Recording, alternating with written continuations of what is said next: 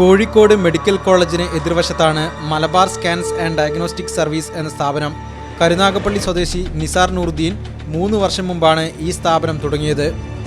MRI അടക്കം 11 ചെക്കപ്പുകളും 12 specialist ഡോക്ടർമാരുടെ പരിശോധനയും വാഗ്ദാനം ചെയ്ത് 16,000 രൂപ വീതം പ്രവാസികളിൽ നിന്നും നിസാർ നൂറുദ്ദീൻ ശേഖരിച്ചിരുന്നു.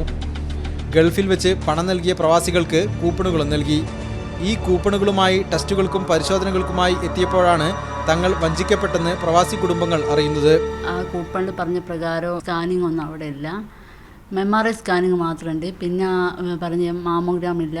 അപ്പോൾ അതൊക്കെ ചോദിച്ചപ്പോൾ പറഞ്ഞ എല്ലാം ഉൾപ്പെട്ടാണ് MRI സ്കാനിങ് എന്ന് പറഞ്ഞു. അപ്പോൾ ഡോക്ടർ കൺസൾട്ടിംഗ് ഒക്കെ ഇതിൻ്റെ അകത്ത് ഉൾപ്പെട്ടാണല്ലോ, എല്ലാം ഡോക്ടർ ഓൾറെഡി ഇവിടെ വേണ്ടതാണല്ലോ എന്ന് പറഞ്ഞിട്ടുള്ള പറഞ്ഞ് 5 മണി വരെ 5 മണിയായ ശേഷമാണ് ഡോക്ടർ വരിക.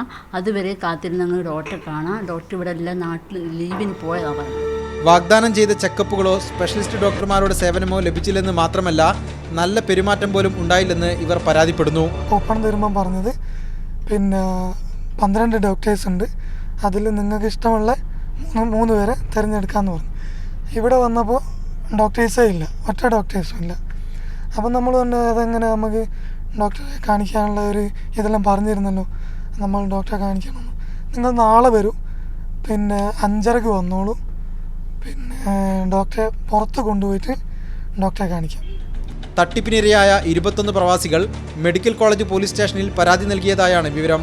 ആരോഗ്യത്തെക്കുറിച്ച് പ്രവാസികളിൽ കടുത്ത ആശങ്ക വളർത്തിയാണ് ഈ സ്ഥാപനം വൻതുക പിരിച്ചെടുത്തത്. തട്ടിപ്പിൻ്റെ ആഴം ഇപ്പോൾ പുറത്തു വന്നതിനും എത്രയോ വലുതാണെന്ന് സംശയിക്കേണ്ടിയിരിക്കുന്നു. കോഴിക്കോട് നിന്നും ക്യാമറമാൻ CP അനൂപിനൊപ്പം MK ഷുക്കൂർ, മീഡിയ 1.